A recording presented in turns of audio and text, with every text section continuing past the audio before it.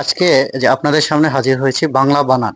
হ্যাঁ, বিভিন্ন চাকরির পরীক্ষায় আপনার বাংলা বানান অত্যন্ত গুরুত্বপূর্ণ একটি বিষয়। তো আমরা প্রায় কনফিউজড হয়ে যাই যে কোনটায় রস্যিকার হবে আর কোনটায় দীর্ঘিকার হবে। তো এই কনফিউশনের একটা মোটামুটি একটা বিষয়ের সলিউশনটা হচ্ছে, যদি কোনো বানান দ্বারা মানুষ বোঝায়, মানুষ বোঝালে সেই বানানে সর্বদা দীর্ঘিকার হবে। যেমন প্রথম বানানটা আমরা খেয়াল করি, একটা হচ্ছে শ্রেণী।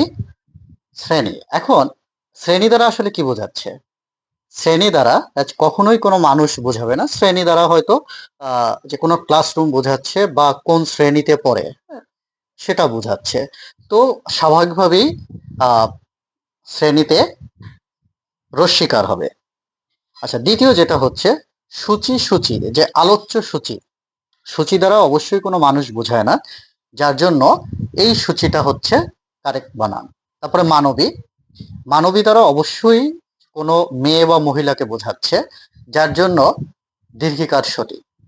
সরকারি। সরকারি দ্বারা কি বোঝাচ্ছে?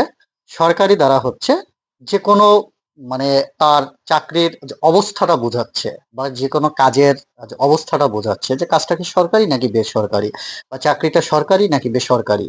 হ্যাঁ, সেক্ষেত্রে যে কোনো মানুষ বোঝাচ্ছে না, যার জন্য স্বাভাবিকভাবেই রস্বীকার হবে। সহকারী, অবশ্যই কোনো মানুষ বোঝাচ্ছে, যার জন্য হচ্ছে দীর্ঘিকার হবে। গীতাঞ্জলি। গীতাঞ্জলি হচ্ছে একটা বইয়ের নাম, যার জন্য, মানে এটা দ্বারা কোনো মানুষ বোঝাচ্ছে না, যার জন্য গীতাঞ্জলি রস্বীকার কারেক্ট। সন্ন্যাসী। সন্ন্যাসী দ্বারা অবশ্যই কোনো মানুষ বোঝাচ্ছে, যার জন্য দীর্ঘিকার কারেক্ট। মেধাবী। মেধাবী দ্বারাও হচ্ছে দীর্ঘিকার বোঝাচ্ছে। ওপাশে দেখা যাচ্ছে ধূমপাই। ধূমপান করে যারা, তো স্বাভাবিকভাবেই এটা হচ্ছে আহ যে একজন হচ্ছে কোনো ব্যক্তিকে বোঝাচ্ছে বা ব্যক্তিনিকে বোঝাচ্ছে, যার জন্য হচ্ছে দীর্ঘিকার কারেক্ট। দোষী। দোষী দ্বারাও কোনো মানুষকে বোঝাচ্ছে, এবং জ্ঞানী। জ্ঞানী দ্বারাও কোনো মানুষকে বোঝাচ্ছে। তো স্বাভাবিকভাবেই হচ্ছে আমরা মানে এটুকু বলতে পারছি যে কোনো শব্দ দ্বারা যদি কোনো মানুষকে বোঝানো হয়, তাহলে অবশ্যই সে জায়গাটায় দীর্ঘিকার হবে। ধন্যবাদ।